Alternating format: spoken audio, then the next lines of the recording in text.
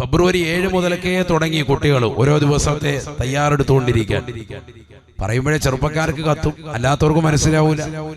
14 വേണ്ടി കാത്തിരിക്കുകയാണ് പ്രണയചൂടികൾ. Valentine's day. ഈ വാലന്റൈൻസ് ഡേക്ക് മുമ്പ് തന്നെ 7 ദിവസം മുമ്പ് മുതൽക്ക് തന്നെ അതിനുവേണ്ടി ഒരുങ്ങി തയ്യാറെടുക്കുന്ന ദിവസങ്ങളാണ്. ഫെബ്രുവരി 7 റോസ് ഡേ എന്നാണ് പേരിട്ടിരിക്കുന്നത്. റോസ് ഡേ, റോസാപ്പൂ കൈമാറുന്ന ദിവസമാണ്. ഫെബ്രുവരി 8 പ്രപ്പോസ് ഡേ, ചെറുപ്പക്കാര് വിളിക്കുന്ന ഓമന പേരാണ് പ്രപ്പോസ് ഡേ. ഫെബ്രുവരി 9 ചോക്ലേറ്റ് ഡേ. ചോക്ലേറ്റ് ഡേ ആണ്. കാമുകിക്ക് ചോക്ലേറ്റ് കൊടുക്കുന്ന ദിവസമാണ്. കാമുകൻ അങ്ങോട്ടും കൊടുക്കും, കാമുകി ഇങ്ങോട്ടും കൊടുക്കും. കളിപ്പാവ കൊടുക്കുന്ന ദിവസം ടെഡ്ഡി ഡേ ആണ്. ഓരോ ദിവസത്തിന് ഓരോ പേരാണ്. അത് കഴിഞ്ഞാൽ പിന്നെ 11 ദിവസം പ്രോമിസ് ഡേ ആണ്. പ്രോമിസ് ചെയ്യാൻ പ്രപ്പോസ് ഡേയും ഉണ്ട്, പ്രോമിസ് ഡേയും ഉണ്ട്.